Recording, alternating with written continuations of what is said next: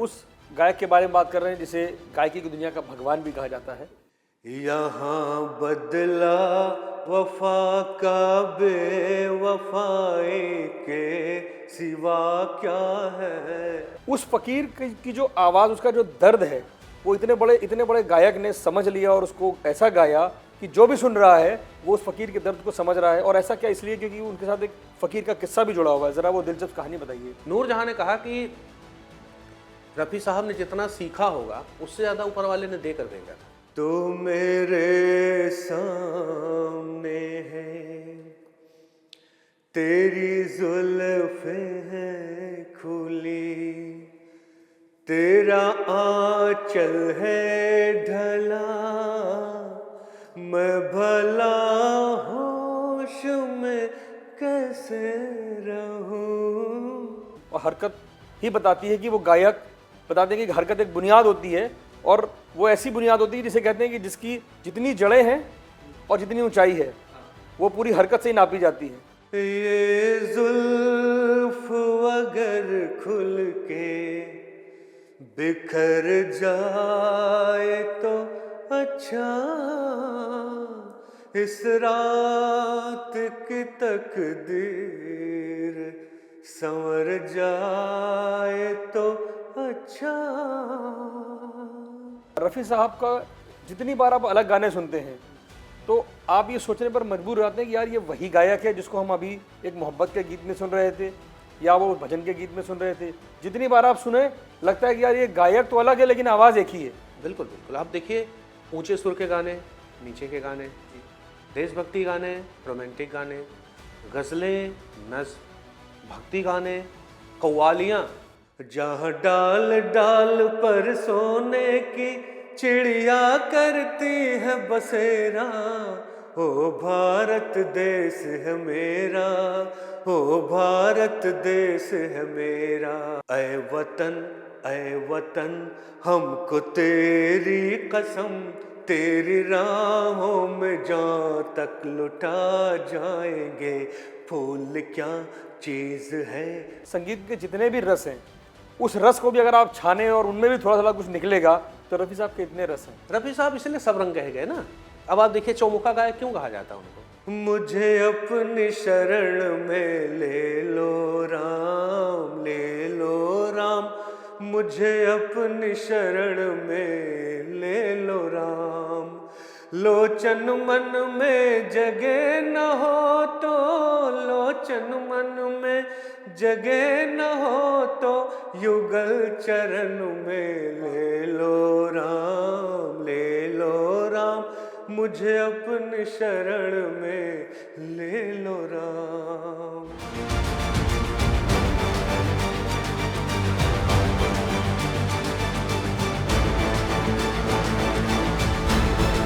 संतोष जी, हम उस गायक के बारे में बात कर रहे हैं जिसे गायकी की दुनिया का भगवान भी कहा जाता है। बिल्कुल बिल्कुल। तो उस भगवान जाहिर सी बात है, भगवान एक समय आने के बाद भगवान बने। उस भगवान की शुरुआत कहाँ से हुई? शुरुआत तो देखिए पंकज जी हुई है 1944 में, गांव की गोरी से फिल्म एक है, वहाँ से वो कोरस में भी आते हैं। आपके लखनऊ के नौशाद अली साहब थे जिन्होंने उनकी प्रतिभा को वास्तव में तराशा। उन्होंने देखा कि इतना बड़ी वोकल रेंज का गायक तो बड़ी मुश्किल से मिलता है। फिर उन्होंने जब रफ़ी साहब की प्रतिभा को तराशना शुरू किया तो देखा कि अपार संभावना इसमें निहित है।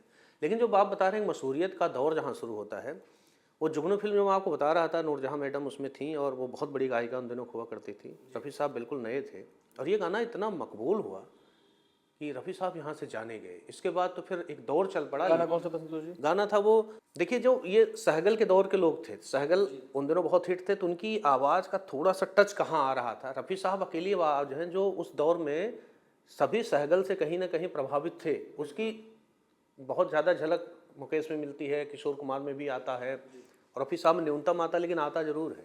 तो ये गाना देखिए, आप इसको देखेंगे। यहाँ बदला वफा का बेवफाई के सिवा क्या है, मोहब्बत करके भी देखा, मोहब्बत में भी धोखा है, यहाँ बदला। 1947 गाना ये, और उसके बाद वो तेरा खिलौना टूटा बालक अनमोल घड़ी का, फिर आता है देखिए जहाँ बहुत मशहूर हुए, सुहानी रात ढल चुकी, पूरी दुनिया जानती है। जी इसी दौर में एक गाना इनका दिल्लगी फिल्म का आता है। देखिए जब नौशाद साहब ने इनसे बहुत, और देखिए एक नायक की ऐसी आवाज़ जो कितना निर्दोष नायक होगा। तेरे कूचे में अरमानों की दुनिया लेके आया हूँ, तुझे पर जान देने की तमन्ना लेके आया हूँ। तो ये 1950 के पहले के रफ़ी साहब हैं, बिल्कुल निर्दोष गायक। अब दौर बदल रहा है और इसी बीच जब बैजू बावरा, जी बैजू बाबा, एक ऐसी कालजयी फिल्म बनी जिसका संगीत, खास करके जो भारतीय उपमहाद्वीप जहाँ शास्त्रीय संगीत को समझते हैं वहाँ के सारे लोग उसको मील का पत्थर मानते हैं संगीत में, वो है 1956 बसंत बहार है।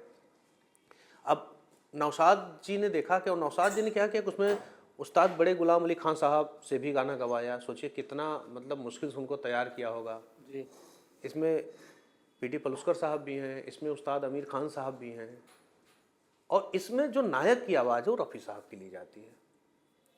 और रफ़ी साहब से अब देखिए राग दरबारी कितना प्रचलित राग है और बड़ा कठिन राग है, और जब राग दरबारी की फिल्मी गानों की चर्चा होगी तो आप देखेंगे कि उसका प्रतिनिधि गीत है, ओ दुनिया के रखवाले सुन दर्द भरे मेरे नाले, सुन दर्द भरे मेरे नाले। कितना मशहूर हुआ है गाना। और एक चीज़ और देखिए, पंडित जसराज जो संगीत के विद्वान हैं, संगीत मार्तंड, उन्होंने कहा कि क्लासिकल तो हम लोग गाते रहते हैं, और लेकिन जब रफ़ी साहब गाते हैं मन तड़पत हर दर्शन को आज, तो लोग कहते हैं ये मालकोस चल रहा है, राग मालकोस 5 सुरों का राग है। और जैसा उन्होंने रफ़ी साहब ने इसको निभाया है, ये भारतीय फिल्म संगीत में मेरी जानकारी में पहला सेमी क्लासिकल से थोड़ा सा आगे का गीत है। अच्छा, बाकी इसके बाद बहुत सारे लोगों ने गाया अलग अलग क्लासिकल, लेकिन मैं इसको पहला गाना मानता हूँ जहाँ बड़ी मुश्किल से जिस गाने को निभाया जाए, गाया जाए, जिसकी रचना बड़ी मुश्किल है। संतोष जी, अभी जैसे हम बात कर रहे हैं शोहरत की, तो इसमें मैं एक बात जोड़ना चाहता हूँ। जैसे अभी आपने जो गीत का जिक्र किया, वो दुनिया के रखवाले, तो इसको मानते हैं कि एक फ़कीर, हम जिस फ़कीर को हम सड़कों पर सच में सुनते हैं, सुना है हम लोगों ने जिस आवाज़ को, उस फ़कीर की जो आवाज़, उसका जो दर्द है, वो इतने बड़े गायक ने समझ लिया और उसको ऐसा गाया कि जो भी सुन रहा है वो उस फ़कीर के दर्द को समझ रहा है। और ऐसा क्या इसलिए क्योंकि उनके साथ एक फ़कीर का किस्सा भी जुड़ा हुआ है। ज़रा वो दिलचस्प कहानी बताइए। वो ये बहुत छोटे थे। देखिए जब आपको ऊपर वाले ने इतनी प्रतिभा दी है तो वो आपको बचपन से ही दिखने लगेगी। घर वालों ने देखा कि एक फ़कीर गांव में रोज़ आ रहा है और गाते हुए जा रहा है, और रफ़ी साहब बच्चे थे उसके पीछे पीछे जा रहे हैं। वो आवाज़ उन्हें ऐसा खींचती थी कि वो भूल जाते थे गाँव कहाँ, घर कहाँ है, गलियाँ कहाँ, मैं जा कहाँ रहा हूँ। और समझने वालों ने उसमें भी देखा कि ये तो कुछ और ही है बालक। और जब उन्होंने एक बार बिजली कट गई, सहगल साहब का कार्यक्रम था, बच्चे थे, इनको गवाया गया, तो बिना माइक के भी इतना लाउडली इन्होंने गाया, बड़ी दूर तक आवाज़ गई।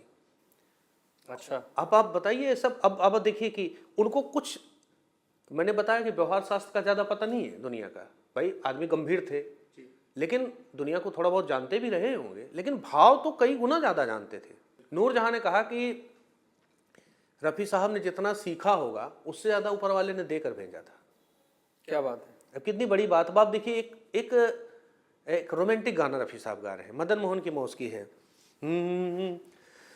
तो मेरे सामने है,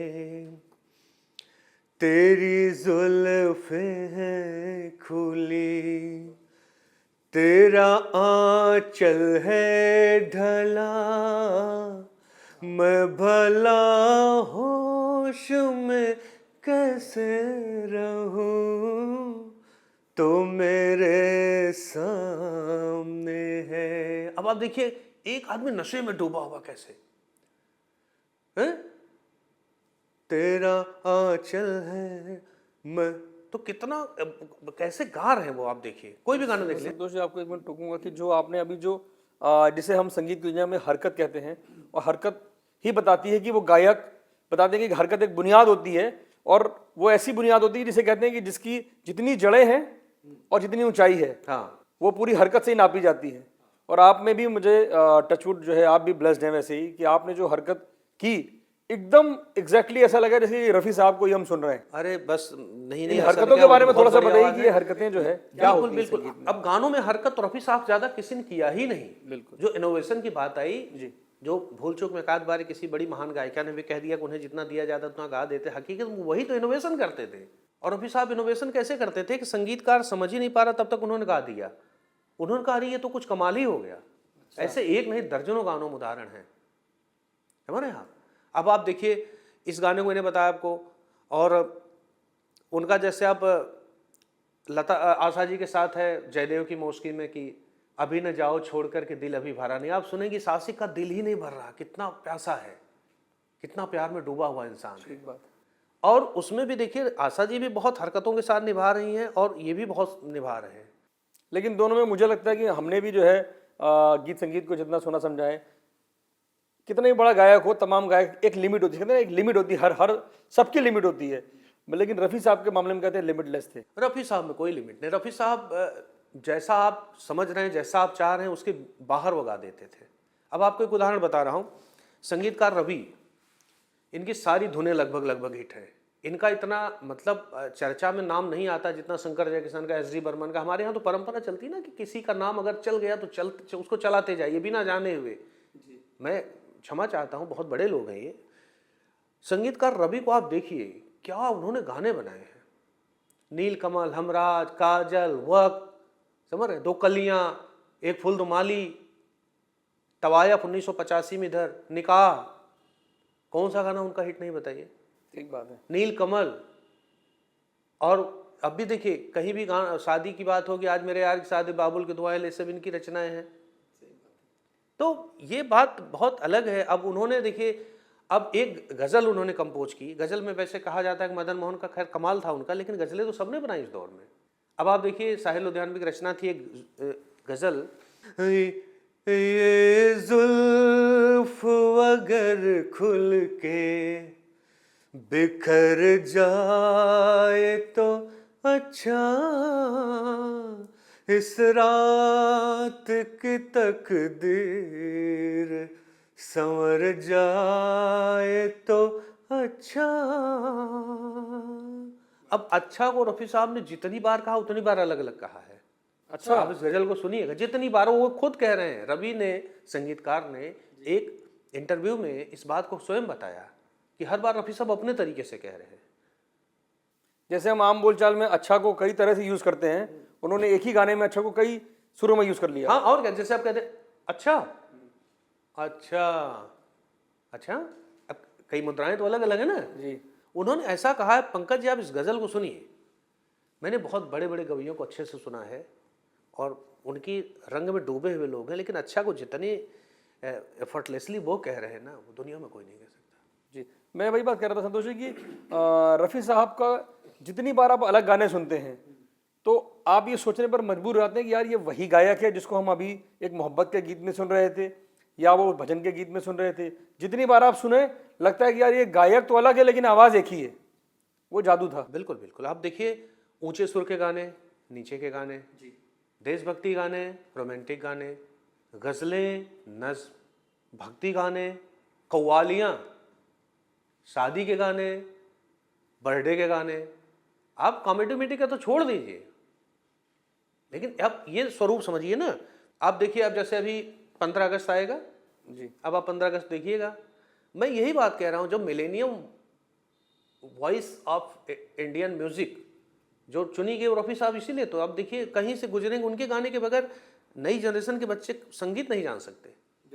और ये बहुत बड़े बड़े गवैयों ने बोला है, सोनू निगम भी इस बात को कहते हैं और भी बहुत बड़े लोग कहते हैं कि अगर आपको संगीत समझना, सुनना, जानना है तो रफ़ी साहब के रूप में जो महागुरु हैं उस यूनिवर्सिटी में दाखिला लीजिए, कानों को पक्का करिए, सुनिए, थोड़ा सा उनका रियाज करिए और गले में बेस लाइए। आज की गायकी में क्या है पंकज जी, नए बच्चे हवा में आवाज़ को उड़ा के गा रहे हैं, आप पतली आवाज़ में तो कोई भी सुर छू लेंगे, आप बेस की आवाज़ में सुर छू के दिखाइए, हरकतें लेके दिखाइए, तो कमाल ये भी है ना। जैसे गीत और संतोष जी, गीत और संगीत को कहते हैं कि एक दूसरे के जैसे बड़ी बहन छोटी बहन की तरह है, जो कि सपोर्ट करती है। भाई पिलर जितना ऊंचा है, बुनियाद अगर अच्छी है तो पिलर पिलर टिका रहेगा। तो गीत संगीत का रिश्ता ऐसा है। लेकिन अब हम आज के दौर में अगर हम देखें तो लोग रफ़ी साहब को बड़ा गायक तो मानते हैं, लेकिन कोई उस तरफ जाना ही नहीं चाहता है। तो क्या मतलब ये बहुत मुश्किल रास्ता है? एक रफ़ी साहब तो कोई बन नहीं सकता है, लेकिन क्या उस ओर जाना भी इतना मुश्किल है कि ये ट्राई नहीं करना चाहते हैं या इन्हें रिस्क लगता है? नहीं, हम बताएं, बहुत अच्छा प्रश्न आपका है। जो नई जनरेशन के गायक हैं उनके इंटरव्यूज में सुनता हूँ, मुझे बड़ा कष्ट होता है। और इंटरव्यू लेने वाले इतने घनघोर अज्ञानी हैं, बहुत बड़े बड़े नाम उसमें से, मैं नाम क्या लूँ, उनका कोई शोध नहीं है वो क्या कहने जा रहे हैं। अपने कानों ने जितना सुना समझा उसी को दुनिया पर थोपना चाहते हैं। इंटरव्यू में चीज़ें परिलक्षित होती हैं। ऐसे मैंने एक बड़े विद्वान आदमी का इंटरव्यू लेते हुए देखा, उसने कहा अरे कुछ अच्छे गानों की बात कर लो। ऐसा भी हुआ। अब नई पीढ़ी के लड़के क्या है, उन्होंने जैसे ही कुछ ऐसे गाने सुने जो आसानी से उनके गले में आ जा रहे हैं, 2 जगह तालियां मिल गई, 3 जगह वाहवाही मिल गई, उनको लगा बस संगीत हो गया, यहाँ तक है। ठीक बात है। इसके बाद वो अपनी जो पसंद डिसाइड करने लगते हैं, उन्हें दिखता है कि हमने किसके गाने से थोड़ी सी मशहूरियत पाई तो वही हमारा गुरु हो गया। इतने पे तो है। आज आप देखिए, भारत में जितने भी पार्श्व गायक हैं, सोनू निगम का आदर बहुत अलग है। पाकिस्तान तक में सोनू निगम को सबसे सुरीला सिंगर माना जाता है वर्तमान दौर का। उन्होंने अपने रियाज को पक्का कैसे किया? उन्होंने रफ़ी साहब को तो पी लिया घोल के, उनके रूपों, उनको उनके गाने के हर रंग को उन्होंने जिया, और ये मानते हुए कि मैं नहीं टच कर पाऊंगा इनकी स्किल को। लेकिन सोनू निगम ने, जब आप देखेंगे उनके जो वर्जन भी गाए हैं, तो लगभग हर हरकत को छूने का पूरी कोशिश की उन्होंने। स्टेज पर संतोष जी हमने तमाम बार देखा सोनू निगम को गाते हुए, और वो डेलिबरेटली कहते थे आयोजकों से या प्रोग्राम के ऑर्गेनाइजर से कि भाई आप हमें ये कहना कि भाई आप रफ़ी साहब की आवाज़ में कुछ सुनाओ, क्योंकि वो चाहते थे कि हर बार वो जब भी जाएं, मतलब जब भी वो कोशिश करें गाने की, तो उन्हें लगे कि यार लोग ये समझें कि यार ये आदमी रफ़ी के कम से कम पीछे पीछे तो जा रहा है। हाँ, वो देखिए, अब उनके घर में भी लोग बताते हैं जाइए तो सबसे पहले रफ़ी साहब की बड़ी सी फोटो है, और पूरे विश्व में जितने रफ़ी साहब बड़े प्रशंसक हैं सब सोनू निगम से जुड़े हुए हैं। और यही नहीं, मेरी सुरेश वाडेकर जी से बात हो रही थी। सुरेश वाडेकर फ़ोन पे ही बात हो रही, लेकिन इतना बड़ा गवैया, जैसे नाम आया कानों में, वो उनके गाने गाने लगे। उन्होंने कहा कि मुझे तो जो प्रसिद्धि मिली इस गायक से, कजहुन आए बालमा सावन बीता जाए, रफ़ी साहब का गाना है। क्या शानदार क्लासिकल गाया उन्होंने।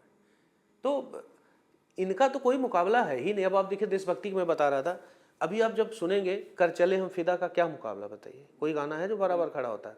इसके बाद वो रहेगा, जहाँ डाल डाल पर सोने की चिड़िया करती है बसेरा, ओ भारत देश है मेरा, ओ भारत देश है मेरा। अब देखिए, ऐ वतन हमको तेरी कसम, तेरी राहों में जहाँ तक लुटा जाएंगे, फूल क्या चीज है। मतलब एक पावर के साथ, जहाँ जिस चीज़ की ज़रूरत है। अब देखिए, मेरे देश में पवन चले पुरवाई, मेरे देश प्रेमियों आपस में प्रेम करो देश प्रेमियों, अब कोई गुलशन न उजड़े अब चमन आज़ाद है, वतन की राम वतन की नौजवान शहीद हो। किसी ये गायक का बता दें, 3 गाने ज़्यादा हिट बता दें, मैं अभी मान जाऊँ। मैं सबका सम्मान करते हुए इस बात को दावे से कह रहा हूँ, 3 गाना हिट बता दीजिए देशभक्ति। मैंने कितने बता दिए, और इतने ही मैं भी भूल गया हूँ, जो रास्ते में लौटूंगा तो याद आ जाएंगे, और सब इतने ही हिट होंगे। ठीक बात है। तो संतोष जी, जैसे हम रसों की बात करते हैं कि कुदरत में जो है जब जितने रस बनाए, मुझे लगता है संगीत के जितने भी रस हैं, उस रस को भी अगर आप छाने और उनमें भी थोड़ा थोड़ा कुछ निकलेगा, तो रफ़ी साहब के इतने रस हैं। रफ़ी साहब इसलिए सब रंग कहे गए ना। अब आप देखिए, चौमुखा गायक क्यों कहा जाता है उनको? अब आप उनसे एक तरफ देखिए, अब हम भक्ति से ले लेते हैं, संत तुलसीदास से एक फिल्म बनती है, और उसके संगीतकार चित्रगुप्त शायद हैं, तो उन्होंने कहा कि वो जो भक्ति का वो भाव है, वो किसके गले में स्वाभाविक तौर पर ईश्वर ने दे रखा, वो रफ़ी साहब है। वहाँ कोई क्वेश्चन ही नहीं है। और देखिए, उन्होंने चौपाइयाँ गाई, उसमें पहले बालकांड की चौपाइयाँ उसमें, उसके बाद फिर उन्होंने भजन गाया, और भजन भी कितना मशहूर हुआ देखिए, मुझे अपनी शरण में ले लो राम, ले लो राम, मुझे अपनी शरण में ले लो राम। लोचन मन में जगे न हो तो, लोचन मन में जगे न हो तो, युगल चरण में ले लो राम, ले लो राम, मुझे अपने शरण में ले लो राम। और गोपाल सिंह नेपाली ने क्या लिखा देखिए, ये भारत में ही लिखा जा सकता है, ये भाव भारत का है। बात है। और देखिए इसके दो बोल क्या उन्होंने लिखे हैं, रफी साहब ने तो कमाल गाई है, लेकिन लिखा क्या उन्होंने, तीर्थों का राजा रामेश्वर, शंकर को जहां पूजे रघुबर, भगवान देव भगवान भक्त, धरती पर ऐसा कहीं नहीं, प्रभु तेरे चरण पड़े जहां जहां, है तीर्थ हमारा वही वही। भगवान देव भगवान भक्त, धरती पर ऐसा कहीं नहीं। अभी होली का जब आएगा, होली खेलत नंदलाल विरज में, आप एक पर्व बताइए जहां रफी साहब से बाहर आप जाते हैं। बिल्कुल। संतोष जी, ये जितनी भी चीज़ें हम लोग ये बात कर रहे हैं रफ़ी साहब की, हर गाने में, हर मूड में और हर रस में एक अपील है कि जैसे आप माशूका को मनाएं तो उसका अलग मूड है, उसमें भी उतनी ही अपील है, उतनी शिद्दत है। और जब आप ईश्वर को मनाएं, ईश्वर के चरणों में भजन गाएं तो उतनी ही अपील है। मुझे लगता है वो अपील आप भी महसूस करते होंगे कि वो अपील किसी में नहीं, किसी में नहीं। कहीं कब मतलब अब सम्मान के दायरे में हम रह के भाई सबको प्रणाम करते हुए निवेदन सबसे क्षमा मांग लेते हैं, लेकिन नहीं है। अब आप बताइए, कई गाने में ऐसे आपके सभी रफी साहब बता सकता हूँ कि जिसमें लगता है एक निर्दोष युवक जो भारतवर्ष में सिर्फ कृषि प्रधान देश की इस वातावरण में बस अपना घर का काम कर रहा है, समाज में स्वस्थ मनोदशा के साथ रह रहा है, उसके जीवन में कोई विशेष महत्वाकांक्षा नहीं है, और वो एक दार्शनिक सोच के साथ अपने जीवन को बस आराम से, मस्ती से, आनंद से काट रहा है। उसको कोई छल कपट, प्रपंच, लोभ, माया, मोह कुछ नहीं है। वहाँ भी रफी साहब है। और देखिए, जब भारतवर्ष आज़ाद हुआ और गरीबी का असर है देश में, और गरीबी में आप जानते भक्तभाव प्रधान हो जाता व्यक्ति, और वहाँ से विद्रोही स्वर भी निकलते हैं, है कि नहीं। तो गुरदत्त की फिल्म देखिए है, ये महलों, ये तख्तों, ये ताजों की दुनिया, ये इंसान के दुश्मन समाजों की दुनिया, ये दौलत के भूखे रवाजों की दुनिया, ये दुनिया अगर मिल भी जाए तो क्या है, ये दुनिया अगर मिल भी जाए तो क्या है। क्या गाया रफी साहब ने। तो ये भी है, देखिए आप किसी भी रंग देखें, रोमांटिक के तो बात साथ थे ही नहीं, वो तो इतना उन्होंने गाया उसमें, और जब ओपी नैयर साथ आते हैं तो कमाल ही है। तो संतोष जी, ये बताइए कि लोग ये कहते हैं कि दूसरा रफ़ी ना हुआ ना होगा। एक तो कहते हैं ना हुआ, क्योंकि ऑब्वियसली बात है अब तक कोई ऐसा हुआ नहीं, लेकिन लोग ये भी कह देते हैं कि ना होगा। ये दुनिया जाने कब तक रहेगी, रफ़ी साहब के जाने के बाद भी अब तक है, 46 साल बाद भी नहीं कोई दूसरा रफ़ी हुआ। और लोग कहते हैं कि अभी न जाने कितने 46 साल गुजरेंगे और दूसरा कोई रफ़ी नहीं होगा। आपको लगता है कि ऐसा क्यों है? बस उसकी बहुत सारी वजह। हम देखिए, लता जी को तो पूरी दुनिया माँ सरस्वती ही मानती है। लता जी कहती हैं कि ना मोहम्मद रफ़ी साहब जैसी आवाज़ पिछले 100 साल में आई है और ना अगले 100 साल तक आएगी, तो 200 साल तो ये हो जाते हैं जी। आज जितनी आवाज़ें आई, आप देखिए रफ़ी साहब जिस दौर में गाते थे, माइक से कुछ पीछे हटके लोग गाते थे और बोलते थे तो उनकी आवाज़ सुनाई नहीं पड़ती थी, और जब गाते हैं तो लगता है, वो जो अनुराधा पौडवाल ने बहुत सारे लोगों ने कहा कि ऐसे लग रहा है कोई शेर गा रहा हो, जिससे पूरा प्रकृति गा रही हो, पूरा पहाड़ गा रहा हो, वातावरण गा रहा हो। इतनी बुलंदी आवाज़ में बिना ऊपर वाले के आशीर्वाद के कैसे हो सकती है। और आज के गायक, जब इको इतना बेहतरीन है, रिकॉर्डिंग सिस्टम इतना आधुनिक है, आप देखिए वो पावरफुल वॉइस है कहाँ, उनके क्लोन्स जो हैं वो उन्हीं में कहाँ है, आप बताइए। महेंद्र कपूर में थी, बहुत पावर थी उनकी आवाज़ में, वो रफ़ी साहब के पहले शागिर्द हैं जो उनके साथ तानपुरा लेकर चलते थे, और महेंद्र कपूर के शुरुआती गानों में रफ़ी साहब झलकते हैं। संतोष जी, मुझे लग रहा है जो आपने बात कही, तो मुझे जो ऐसा महसूस होता है, मैं गायक तो नहीं हूँ लेकिन मैं श्रोता हूँ और अपने आप को मैं ठीक ठाक श्रोता मानता हूँ कि आवाज़ सुन के मैं तय कर लेता हूँ कि गायक किस लेवल का है। हो सकता है बड़ा हो मेरी सोच से या मेरी सोच से छोटा हो, लेकिन जो संसाधन, आपने जो बात कही, संसाधन आज बहुत है, साधन साध्य नहीं है, वो साधना नहीं है। तो क्या आप ये मानते हैं ये वजह है कि संसाधन तो बहुत आ गए हैं उसके बाद से, रफ़ी साहब के जाने के बाद से, लेकिन अब साधना वैसी नहीं है, इसलिए कोई रफ़ी के आसपास भी नहीं है? देखिए, साधना एक हद तक आपके काम को मजबूत तो कर देगी, बहुत कुछ परफेक्शन के आसपास तक आपको ले जाएगी। रफ़ी साहब तो नहीं बना सकती ना, अकेले साधना का विषय है ही नहीं है।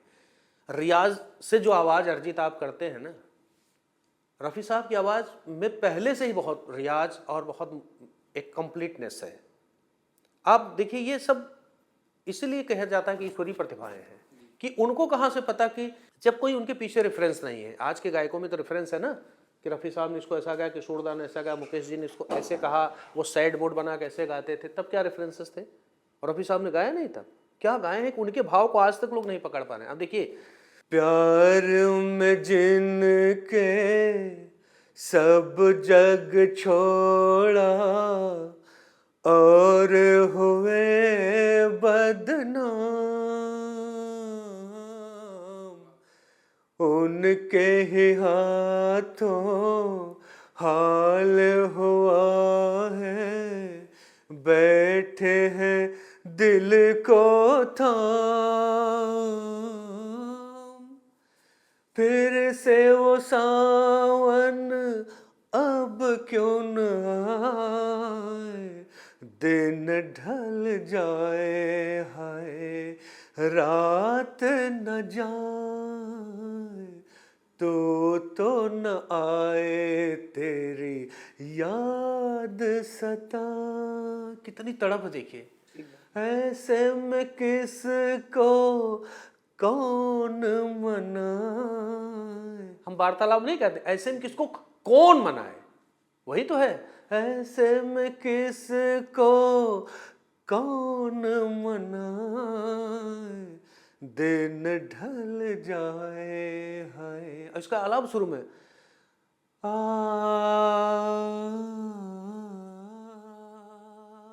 एस डी बर्मन ने बहुत रफ़ी साहब के रेंज को एक्सप्लोर करा। इसीलिए देखिए, उनके जो देवानंद के गाने थे, तू कहाँ ये बता, इस नशीली रात में, माने ना मेरा दिल दीवाना है रे, है माने ना मेरा दिल दीवाना हो, तू कहाँ ये बता, इस नशीली रात में। पिछला रात कैसा था, ये रात कैसा है, तो अंतर देखिए, ये है रफ़ी साहब। जी संतोष जी, हम साधना की बात कर रहे हैं, तो रफ़ी साहब में तो इनबिल्ट थी, कहते हैं ब्लेस्ड थे वो, ईश्वर ने इतनी साधना उनको पहले से दे रखी थी। तो हम ये मान सकते हैं कि रफ़ी साहब कोई जो खाली साध ले, कि एक्स्ट्रा कुछ ना करे, जो रफ़ी साहब जैसा गाते थे अगर उनको कॉपी भी करता रहा तो भी वो शोहरत की बुलंदी पर पहुंच सकता है। बिल्कुल बिल्कुल, और पहुंचे भी हैं लोग। देखिए, आज एक धारणा मैं बताऊं पंकज जी, ये बड़ी मिथ्या धारणा है, उसको बड़े बड़े गवैये इसमें फंस जाते हैं कि कॉपी मत करिए, आप अपनी ओरिजिनल में गाइए। पहली बात तो, एक ओरिजिनल सिंगर आप बता दीजिए जो हिट हुआ हो। आप कहेंगे ये कैसी बात कर रहे हो, मैं बता रहा हूँ। 3 मुख्य आवाज़ें भारत की हैं, लता जी, रफ़ी साहब, मुकेश जी और किशोर कुमार जी। 4 आवाज़ें रख लीजिए जो शुरुआत दौर की हैं। लता जी नूरजहां से प्रभावित हैं कि नहीं, शुरू की आवाज़ आप देखें। आशा जी गीता दत्त से बहुत मिलती जुलती आवाज़ से शुरू होती हैं। किशोर कुमार की टोनल क्वालिटी सहगल से बहुत अलग नहीं है। और मुकेश जी तो दिल जलता है तो जलने दे, आंसू न बहा फरियाद न कर, दिल जलता है, यहाँ से शुरू होते हैं। तो आप कैसे कह सकते हो, ये जो हमारे मौलिक गायक, ये अपने पूर्व के गायकों से प्रेरित होकर आ रहे हैं। और हिट गायकों में देखिए, महेंद्र कपूर रफ़ी साहब से प्रेरित, बहुत जिन्होंने सफलता के बहुत सारे कीर्तिमान तोड़ दिए। किशोर कुमार से प्रेरित कुमार सानू, बिल्कुल। रफ़ी साहब से प्रेरित मोहम्मद अजीज को सफलता मिली, उदित नारायण को बहुत ज़्यादा सफलता मिली, शब्बीर कुमार सफल हुए, अनवर को लोग जाने। आप बताइए ना, एक मौलिक गायक बता दीजिए। सुरेश वाटेकर भी रफ़ी साहब की स्कूल से आते हैं, आवाज़ें सबकी अलग हो जाती, किसी से कोई आवाज़ हूबहू कैसे मिला लेगा? भाई अनवर की मौलिक आवाज़ थी जो रफ़ी साहब से मिलती जुलती थी। वो तो कई बार शुरुआत के दौर में ऐसा गा देते थे, अंतर करना मुश्किल हो जाता था। जी, महेंद्र कपूर। तो संतोष जी, महेंद्र कपूर और रफ़ी साहब की आवाज़ में कई दिनों तक मैं खुद भी फ़र्क नहीं कर पाया था। जब सुनता था बोला था यार एक ही आवाज़ है। बिल्कुल बिल्कुल। बहुत दिनों बाद जाकर पता लगा कि दोनों अलग अलग हैं। अब आप देखिए, अभी 63 में एक फिल्म बनी गुमराह, तो जो संगीतकार रवि थे उनके दो पसंदीदा गायक थे, पहले मोहम्मद रफ़ी साहब, दूसरे महेंद्र कपूर साहब। और चूंकि पंजाब से थे, उन्हें आवाज़ में पंजाबियत की समझ बहुत थी और बहुत बड़े बड़े गाने उन्होंने बनाए। और बी आर चोपड़ा से उनका बहुत घनिष्ठ संबंध था। तो आप देखिए वहाँ महेंद्र कपूर जो पहला गाना, वो मतलब उन्होंने पहला तो गाया चांद छुपा और तारे डूबे सोनी महवाल, जो 1958 में आई थी, नौशाद अली ने कंपोज करा था।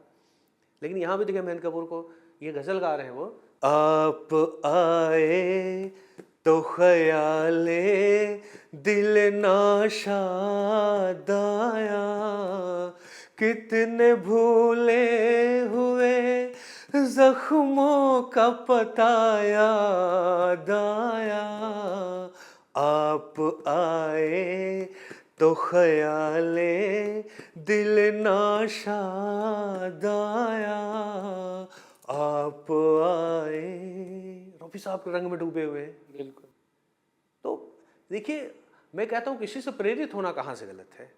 और आप जब किसी की आराधना में और किसी की प्रतिभा में लीन है, डूबे हुए हैं, लगभग आपने भगवान ही मान लिया है, तो आप उससे विरत कैसे हो जाए? बिल्कुल बिल्कुल।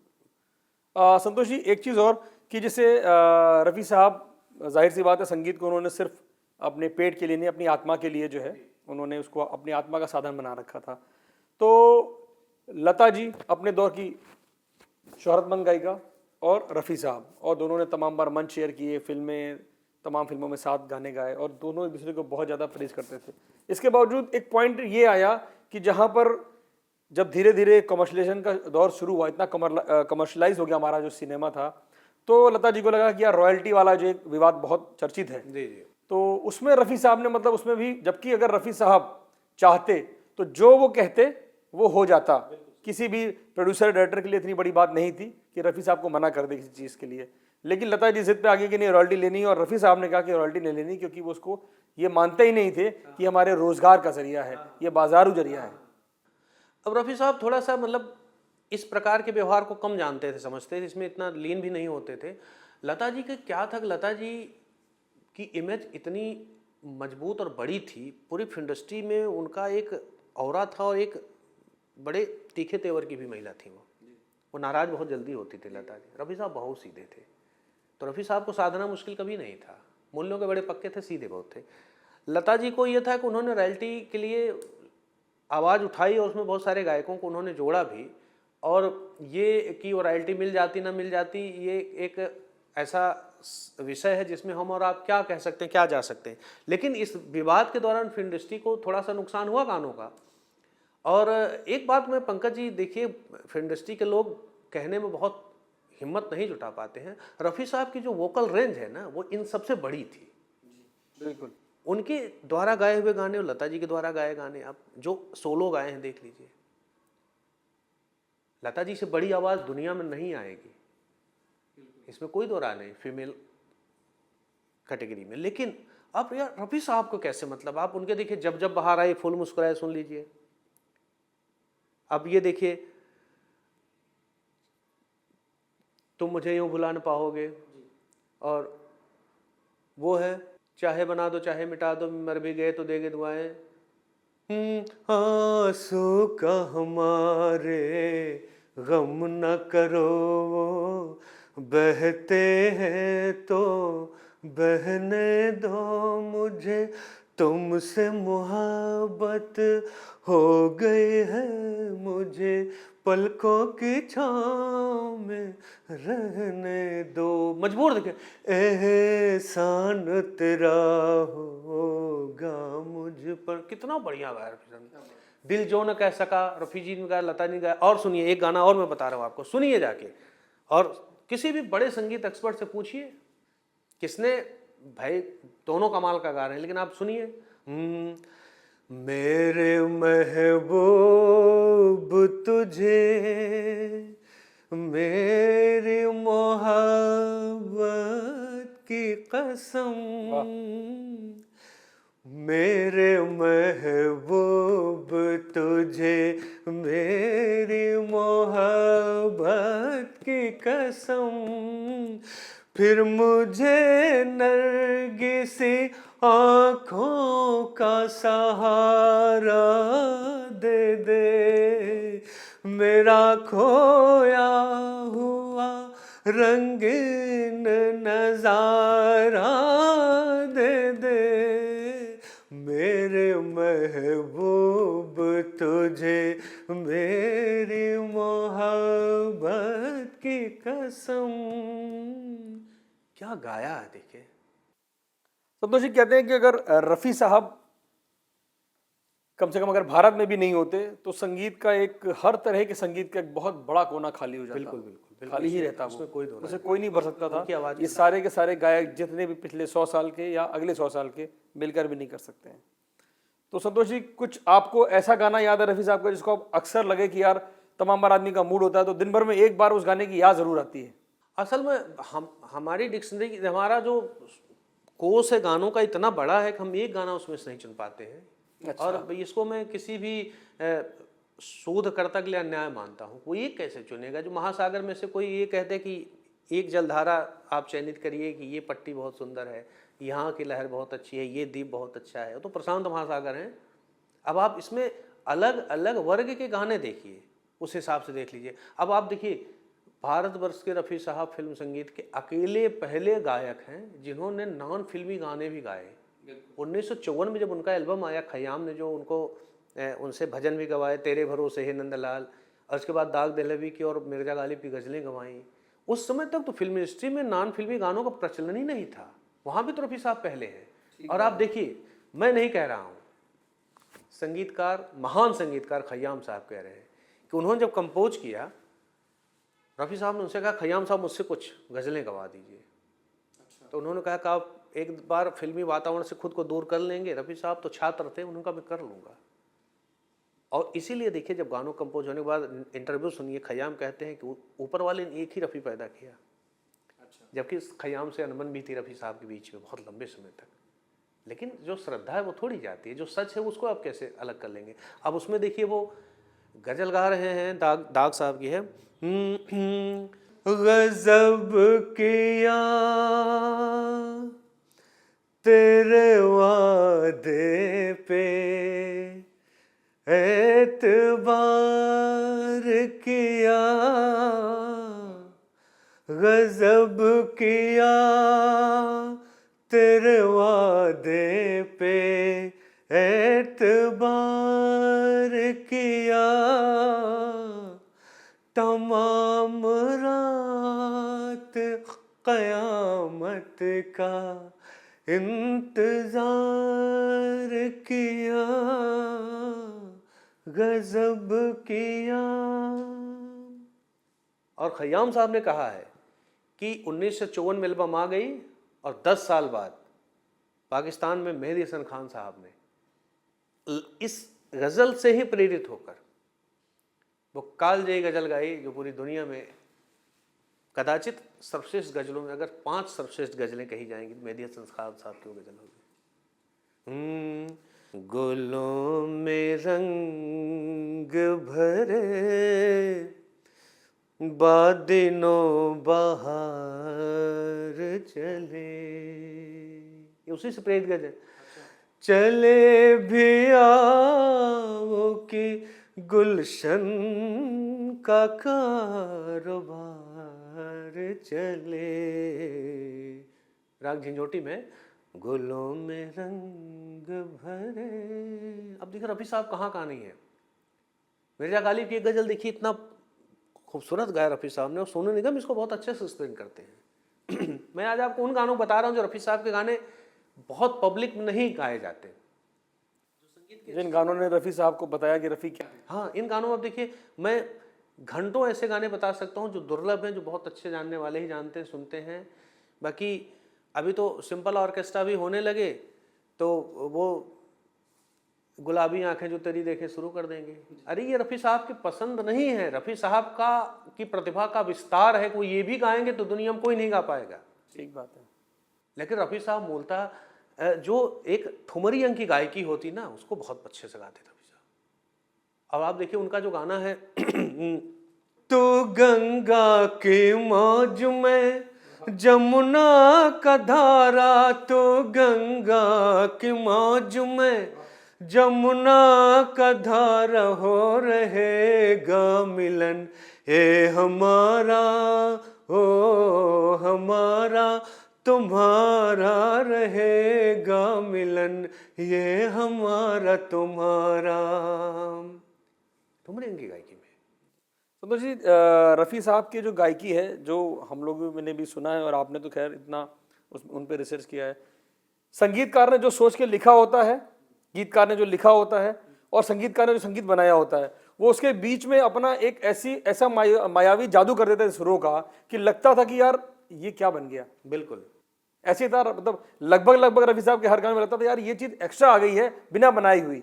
अब आप देखिए, नहीं जैसे बिल्कुल सही है, देखिए कई गाने मैं बता रहा हूँ, जैसे अब जब चंचल गीतों की बात आती है और वो रिदम जो ओपी नैयर साहब बहुत पसंद करते थे, जो शम्मी कपूर के लिए कहा जाता है, शम्मी कपूर के लिए रफ़ी साहब ने ऐसा नहीं कि याहू ही गाया, ऐसा नहीं है। आप याहू की चर्चा करके बाकी गानों से अन्याय कर देते हैं, याहू तो अपने आप में कमाल होगा ही, लेकिन उन्होंने जो गाया है इतना खूबसूरत गाया है शम्मी कपूर के लिए।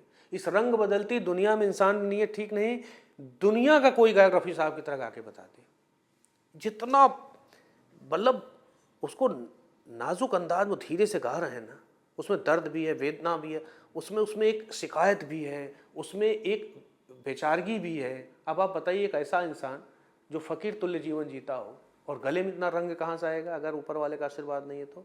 बिल्कुल, आप बताइए। तो ये भी चीज़ है। रफ़ी साहब के जो भी गाने हैं तो ऐसा लगता था कि वो अपनी ओर से सिर्फ आवाज नहीं दे रहे हैं, उसमें सिर्फ सुर नहीं दे रहे हैं, सरगम नहीं दे रहे हैं, वो एक जादू उस बीच में डाल दे रहे हैं और हर गाने की हर लाइन में एक नया जादू होता था, वो सिर्फ रफ़ी कर सकते थे। बिल्कुल। फिर मिलोगे कभी इस बात का वादा कर लो, ये बात कहाँ से लेकर आ रहे हैं? ये संगीतकार थोड़ी कह रहा है। ठीक बात। फिर मिलोगे कभी इस बात का वादा कर लो, तो ये ऐसे देखिए उनका वो जो ओपी नैयर था, डंग डंग डंग डंग डंग, ये चांद सा रोशन चेहरा, जुल्फों का रंग सुनहरा, ये झील से नीली आंखें, कोई राज है इनमें गहरा, तारीफ करूं क्या उसके जिसने तुम्हें बनाया। अब ये बनाया को एकदम झकझोर दिया, और अब तारीफ भी 6 प्रकार से। उस तारीफ को लेकर जो है, मतलब जब भी ये गाना गाते हैं लोग, तो तारीफ को हर आदमी जो है हजारों बार कोशिश करता है कि यार तारीफ ऐसे निकल जाए। तारीफ करूं क्या उसकी जिसने तुम्हें बनाया, तारीफ करूं क्या उसकी जिसने तुम्हें बनाया। तारीफ ये भी है, 6 प्रकार से है। और इसी में देखिए इतना संजीदा गाना है, दुनिया उसकी ज़माना उसी का, मोहब्बत में जो गया हो किसी का, है दुनिया उसकी।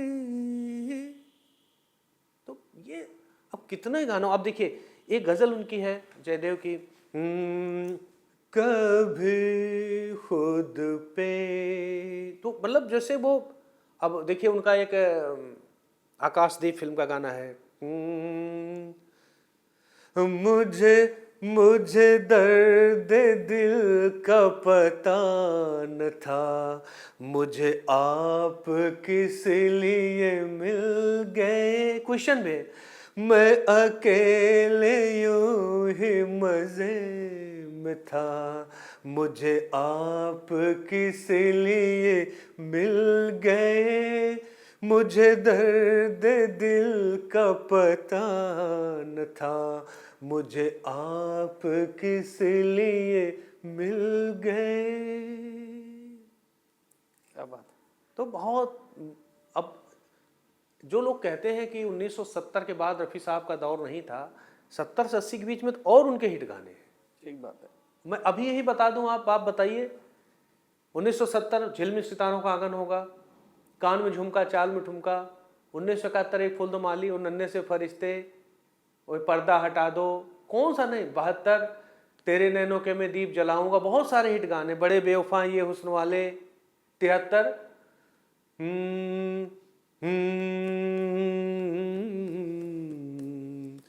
हो तेरी बिंदिया रे, आए हाय तेरी बिंदिया रे, कितना बढ़िया गाया। देखिए 73, 74 एक दो साल के वो विदेश गए थे। 75 में भी देखिए नौ कल्पना नौ रूप से रचना रची जब नार की, बहुत सुंदर क्लासिकल गाना है। और 76 में तो आई गए हम किसी से कम नहीं, क्या हुआ तेरा वादा, इसको राष्ट्रीय पुरस्कार मिला। इसके बाद अमर अकबर एंथोनी आती है, सारे गाने हिट, लैला मजनू रफ़ी साहब धूम मचा देते हैं। ये तो सब 1980 के आसपास के गाने हैं, 76 77 के।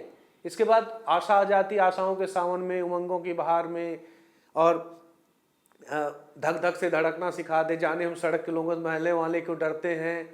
आप कैसे कह सकते हो, मतलब रफ़ी साहब तो 70 80 में भी बहुत गाने उनके हिट हैं। उनके बिना तो 70 और 80 का दशक पूरा ही नहीं होता, किशोर दा के लाख हिट गानों के बावजूद। ठीक बात है। क्योंकि संतोष जी 28,000 गाने जो है, मुझे लगता है कि जिस आदमी की याददाश्त ठीक ठाक रहती हो, 28,000 गाने संभवतः शायद ही सुन पाता हो, और रफ़ी साहब ने 28,000 गाने गा दिए। रफ़ी साहब बहुत गाए। जो असल में लाहौर यूनिवर्सिटी में एक रिसर्च हुई इनके गानों पर, किसी बंदे ने करी, तो उसने देखा कि इनके बहुत सारे गाने लुप्तप्राय हैं, मिल नहीं रहे हैं। अब धीरे धीरे कोशिश करके कहीं कहीं से मिल रहे हैं। उसी रिसर्च पेपर मैंने पढ़ा था कि फिराक गोरखपुरी साहब ने कहा था कि अगर मेरी गज़लों को कोई गाए तो वो सिर्फ मोहम्मद रफ़ी साहब गाएं। ये बहुत बड़ी बात है। तो अब यही होता है, देखिए कि रफ़ी साहब और मेहदी हसन साहब भारतीय उपमहाद्वीप की दो सबसे बड़ी आवाज़ें मैं कहता हूँ, और दोनों में एक साम्यता भी है। रफ़ी साहब बेसिकली फिल्मों में गा रहे हैं और गज़ल भी बहुत सुंदर गाते हैं, और मेहदी हसन खान साहब मुख्यतः गज़ल और क्लासिकल सिंगर है, लेकिन फिल्मों में भी बहुत हिट है, बहुत अच्छा गाया उन्होंने। और ये दोनों, मैंने अनूप जलोटा साहब से पूछा तो उन्होंने कहा बहुत इज्जत करते थे लोग आपस में। और ये गज़ल तो मैंने खोज के ऐसी निकाली जो रफ़ी साहब ने और मेहदी हसन साहब ने दोनों ने एक ही ट्यून पर गाया, हूँ बहु एक ट्यून, मैं आपको भेज दूंगा, सुनिएगा। वो बोल मुझे याद नहीं आ रहा, लेकिन जो मेहदी हसन साहब ने गाया है, इलाही आंसू भरी जिंदगी किसी को न दे, इलाही आंसू भरी जिंदगी किसी को न दे। रफ़ी साहब ने गाया, नकाब रुख से हटाए मेरे नसीब कहाँ, नकाब रुख से हटाए मेरे नसीब कहाँ। एकदम हूबहू एक ट्यून है। संतोष जी 46 साल हो गए रफ़ी साहब को गए हुए, और हमारा ये इंटरव्यू भी जो है आपकी शानदार आवाज़ और रफ़ी साहब का जो भी हम इसमें टच जो है महसूस कर पाए, उसको भी 40 मिनट से ऊपर हो गया है। और हम चाहते हैं कि अगला इंटरव्यू जब हो तो वो कम से कम 146 मिनट का हो, ताकि लोगों को रफ़ी साहब की ज़िंदगी के बारे में, बहुत उनके रस के बारे में तमाम चीज़ें जानने का बहुत कुछ रह गया। रफ़ी साहब कभी भोजपुरी सिनेमा में उनसे बड़ा किसी ने गाया ही नहीं गाना, और उड़िया में, कन्नड़ में, तेलुगु में भी गाया बहुत सारा।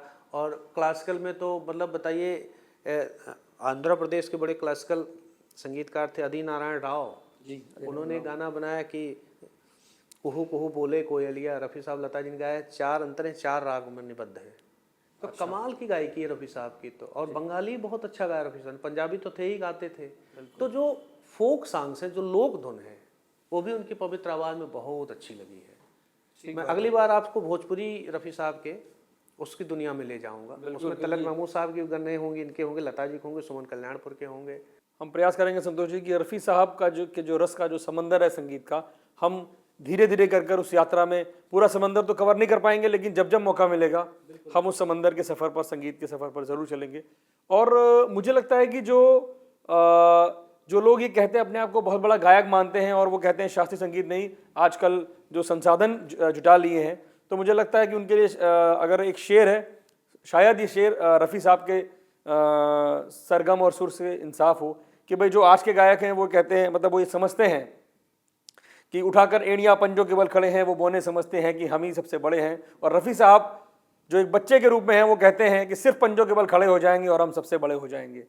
क्या तो मुझे लगता है कि आपकी इस बात से एक बात मुझे याद आ गई। देखिए, वो भी इस इंटरव्यू में नई बात होगी। पंडित जसराज ने अपने इंटरव्यू में कहा है कि मैं रफ़ी साहब से एक बार हमारी मुलाकात हुई तो वो इतने सरल आदमी थे कि जितने ऊपर थे उससे बहुत ज़्यादा वो नीचे तक थे। यानी कि आप बताइए कि उनके सीधेपन का और उनकी मशहूरियत का जो स्तर था, उस हिसाब से क्या कैसे मिले होंगे। वो कहते हैं ना, आपसे जो झुक के मिलता होगा उसका कद आपसे ऊंचा होगा। बहुत सारी बातें उसमें हैं। और मैं आप एक और मैं अपनी पसंद पे एक बता रहा हूँ कि संगीतकार रवि की बात, तो इसके साथ आप इंटरव्यू को समाप्त करिएगा। रफ़ी साहब जो रोमांटिक होते हैं, कितना खूबसूरत तरीके से मतलब गानों को और बोलों को आकार देते हैं। देखिए, मैं उसको अपने पसंद का भी ये गाना है और एक लाइन खाली आपको कहूँ,